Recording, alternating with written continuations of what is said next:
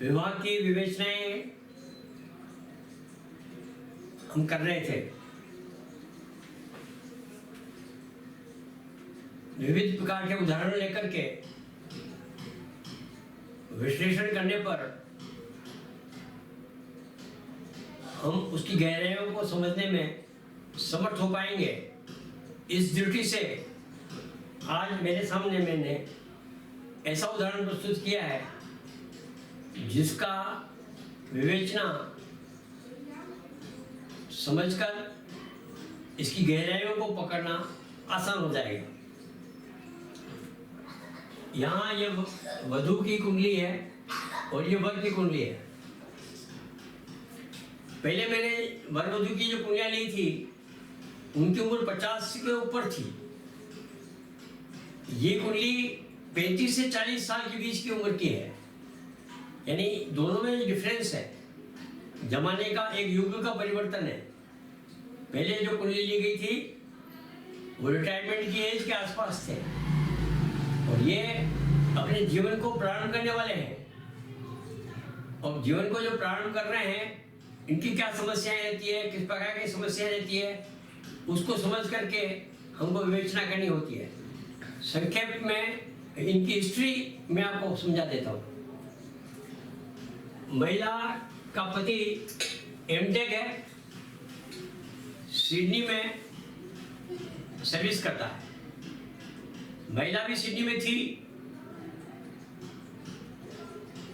इनके बाल बच्चे भी हो चुके हैं, एक लड़का एक लड़की है और इनके विवाह को करीबन 10 वर्ष हो चुके हैं। बहुत बड़ी समस्या नहीं है। फिर भी जब ये महिला मेरे पास आई थी उसने मेरे सामने पूछा कि मेरे दाम्पत्य जीवन के बारे में आप क्या कहना चाहते हैं।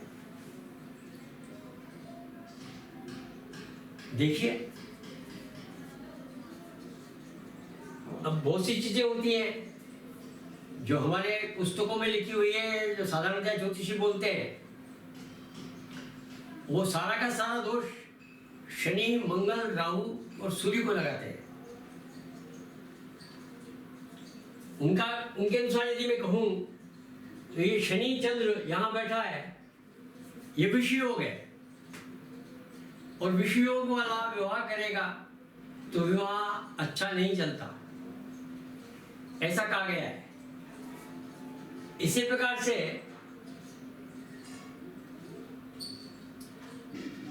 यदि यहां शुक्र चंद्र देखें तो ये उन्मादी है, एक उन्मादी है, एक में विषयोग है। और कई लोग कहते हैं कि लग्न का षडाष्टक हो तो शादी विवाह नहीं चल सकता। यह षडाष्टक है। लग्न से इन दोनों का लग्न आपस में देखोगे तो मिथुन से गिनेंगे, मिथुन, कर्क, सिंह, कन्या, तुला और वृश्चिक, 6 और 8 हो गया। अब षडाष्टक कहते हैं, जब षडाष्टक होगा तो मेल खाता ही नहीं है, परंतु इनको 10 साल अच्छा जीवन जी रहे हैं। लग्न का मेल करते हैं, लग्न का मेल करते हैं। मेरा कहने का अर्थ यह है, ये जो मेलापक के तत्व हमारे यहाँ दिए गए हैं वो आंशिक रूप से सही है। कुछ समय पहले वो सही थे, जब तक हमारा गणित और इस गणित का विकास ज्यादा नहीं हुआ था। परंतु यहाँ समस्या कुछ और है। महिला ने मेरे को पूछा कि दाम्पत्य जीवन कैसा है। निश्चित रूप से समस्या तो है। पति अच्छा कमा रहा है, खुद बुद्धिमान है, एमबीए किया है, सिडनी में इसकी भी अच्छी सर्विस थी, इसकी भी अच्छी सर्विस थी। अब बच्चे की पढ़ाई के कारण ये वापस इंडिया आई है, तो बच्चा क्योंकि माँ के पास रहता है, छोटी उम्र है, दूसरी तीसरी क्लास में पढ़ रहा है, तो माँ अच्छा केयर कर सकती है। वो अपना समय बच्चे के प्रति लगाना चाहती है और इस पद की वह अपने दाम्पत्य जीवन को सुधारे और बच्चों की जिंदगी खराब हो जाए, तो इसका विचार ये है कि मैं बच्चों के साथ रहूंगी तो बच्चा अच्छा पढ़ लेगा और मैं ध्यान लगा सकूंगी। साइड में मैं कुछ छोटा मोटा काम करूं और मैं मेरा अर्निंग करूं। अभी फिलहाल वो अपने माँ के घर आई हुई है, ये उदयपुर में रह रही है। अब विवेचना चालू करते हैं। यहाँ मंगल देखते हैं, मंगल चतुर्थ भाव को देख रहा है तो मंगल दोष कहलाता है, सप्तम भाव को देख रहा है। इस प्रकार से तो विवाह के संबंध अच्छे दिखते नहीं है, परंतु वस्तुस्थिति ये नहीं है, वस्तुस्थिति से भिन्न है। इनका गुरु वैसे नीच का गिना जाता है, वो नीच का अष्टम भाव में आ गया। तो साधारण पंडित कहेगा भाई गुरु अष्टम में चला गया, सप्तम भाव का समय अष्टम में चला गया है, परंतु गुरु की पावर यदि देखी जाए तो 71% है। यहां नीच का बोल रहे हैं, वस्तुतः ये नीच का है ही नहीं, नीच के प्रभाव नहीं दे रहा है, अच्छे प्रभाव दे रहा है। महिला ज्ञानी है, विदुषी है, समझदार है। अब सूर्य देखो 88%, फिर भी बुध और गुरु के कारण ये मधुरभाषी, विनम्र है। चंद्रमा 99% है, सुंदर आकर्षक है,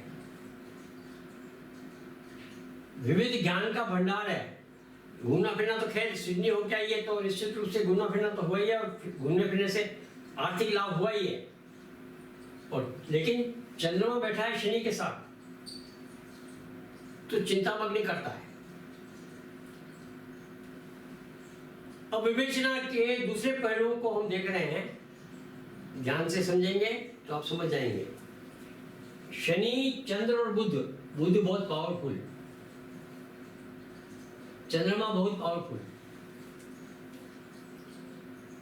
कल्पना शक्ति बहुत उच्च कोटि की, मौलिकता बहुत अधिक, अनुसंधान प्रिय, बुद्धिमती। और शनि या विषयोग न होकर के इसको आध्यात्मिक की ओर डाइवर्ट कर रहा है। बुध साथ में होने के कारण विषय को हर एक के साथ, कुंडली के साथ समझना होगा। ये कुंडली बता रही है कि ये महिला पूजा पाठ मंत्र तंत्र में विश्वास करती है, परंतु मंत्र तंत्र मैंने उसको पूछा, उसने कहा मैं मंत्र तंत्र नहीं करती हूँ, जब पाठ पूजा करती हूँ, साधारण पूजा करती हूँ, इससे अधिक नहीं।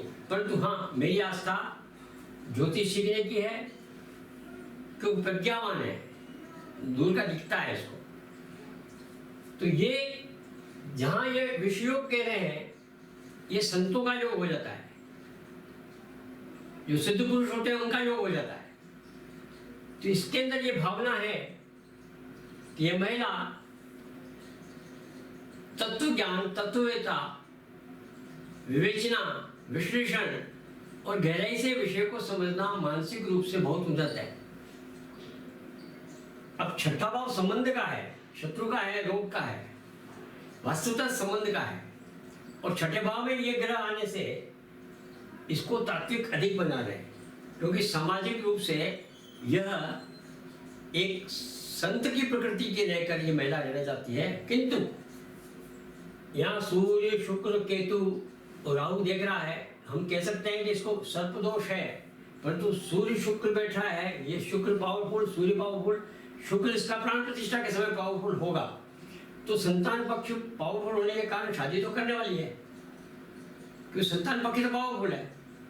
प्रवृत्ति संत की है, परंतु संतान पक्ष पावरफुल है, मधुरभाषी है, मिलनसार है, बुद्धिमती है, डोमिनेटिंग है, कल्पना शक्ति वाली है।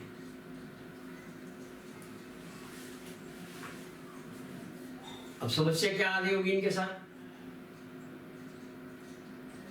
अब समस्या देखिए,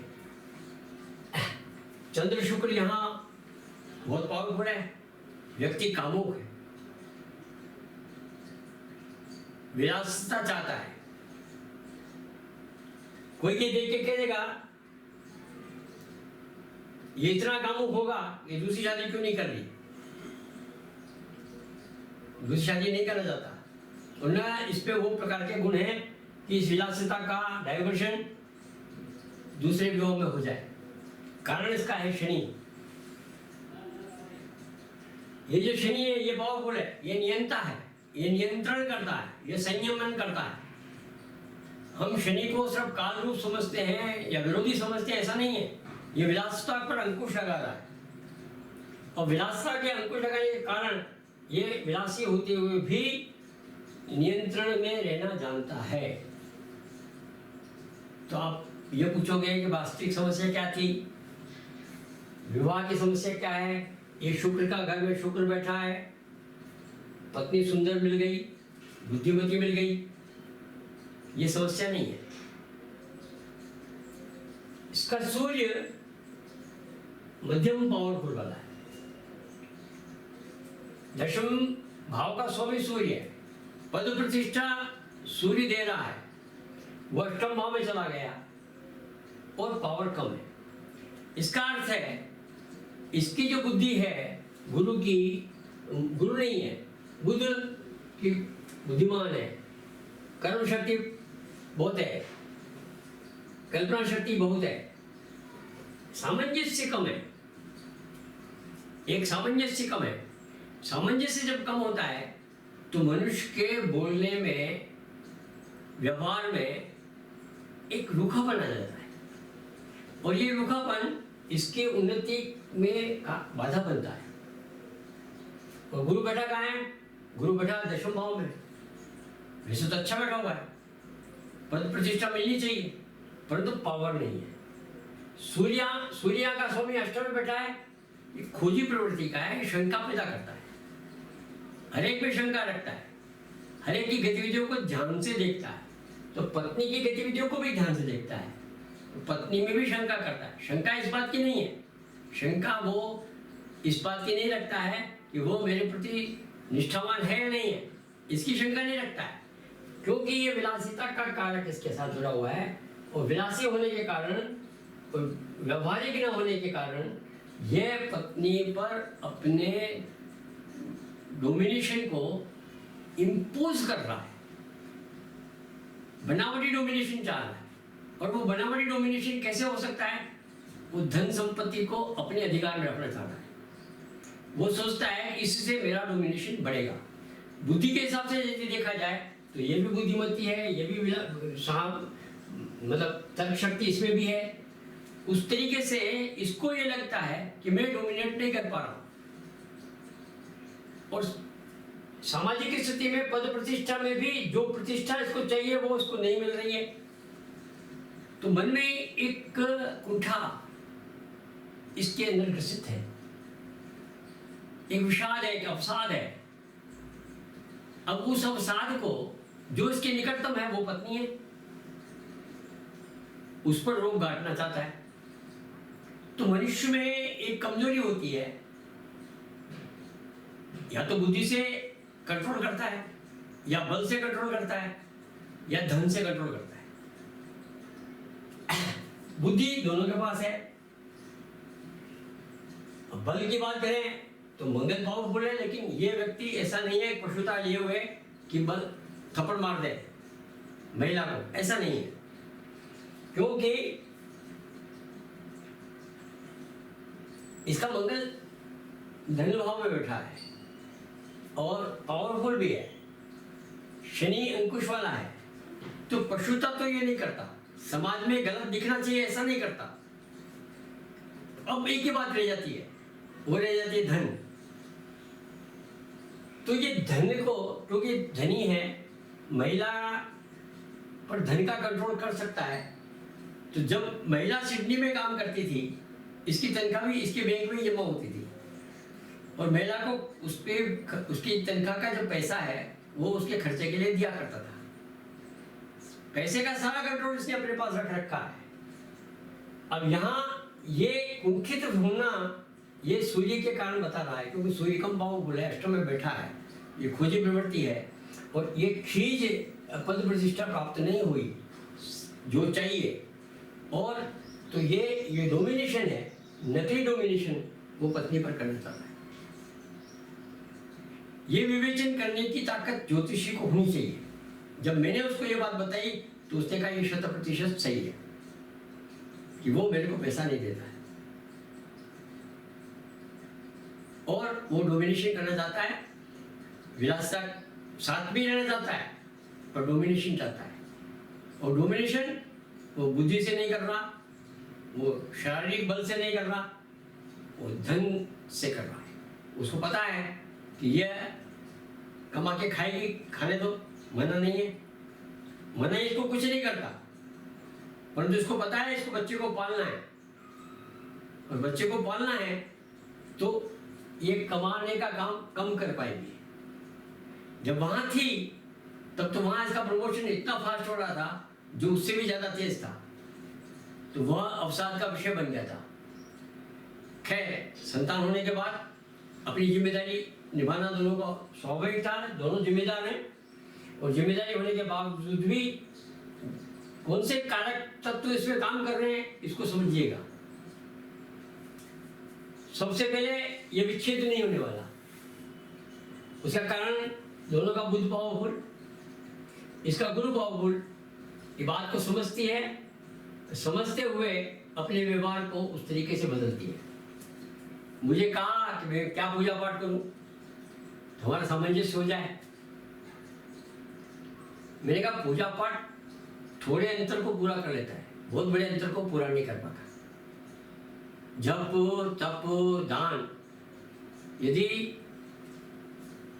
ये आर्टिफिशियल विरोध है, आर्टिफिशियल, इसको ठीक नहीं कर पाएगा। हाँ, आप शनि का जप करो, शनि के कुछ भी करो, वो लाभ तो देगा, परंतु आप अपने व्यवहार को और अपने उसके अनुसार इसको समझते हुए अपने व्यवहार को ढालो, क्योंकि आपके अंदर व्यवहार का जो गुण है, ये व्यवहार का जो गुण है ये पावरफुल है, इसका प्रयोग करो। दूसरा, ये जो पावर है, आप स्वयं काम करेंगे तो निश्चित रूप से आप उच्च कोटि की महिला बन जाएंगे, इसको समझिए। आपका गुरु प्रभावी है, दशम भाव का स्वामी, आपका बुध प्रभावी है, ठीक है, योग साधना में सपोर्ट करेगा, लेकिन यहाँ का ये भाग्य स्थान है, तो आपको पद प्रतिष्ठा में भी ये बुध काम आएगा। व्यापारिक हो, चाहे आप सलाहकार हो, चाहे आप शिक्षक हो, किसी भी रूप में यदि आप काम करेंगे तो ये बुध आपका सहायक होगा, गुरु आपका सहायक होगा और मंगल, ये चंद्रमा और सूर्य आपका सहायक होगा। आप डोमिनेटिंग स्थिति में रहने वाली हमेशा, और किसी का डोमिनेशन पसंद नहीं करती है, चाहे वो आर्टिफिशियली क्यों ना हो, क्योंकि ये 88% बहुत होता है। परंतु बुध और गुरु होने के कारण आपका विच्छेद नहीं हो रहा, आपके अंदर वो डोमिनेशन करके आप न तो उसको बल के रूप में प्रयोग करना चाह रही हैं, न धन के रूप में प्रयोग करना चाह रही हैं और न बुद्धि के रूप में प्रयोग करके डोमिनेशन करना चाह रही हैं। आप सामंजस्य करके डोमिनेशन करना चाह रही हैं, वो आपका पावरफुल है और ये समझ पावरफुल है। तो समझ, सामंजस्य और ये दोनों,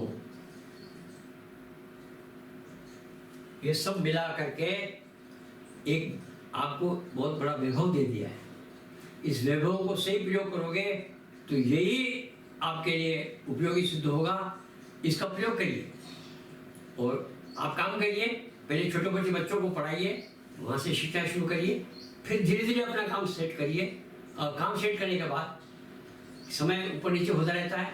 अभी मान लो आपकी दशा कोई गड़बड़ चल रही है, 6 महीना साल भर चलेगी, परिवर्तन होता है, ये आर्टिफिशियल चीज समाप्त हो जाएगी और ये जैसे ही समाप्त हो जाएगी आपका फिर से कोई ना कोई ऐसा संयोग बैठेगा।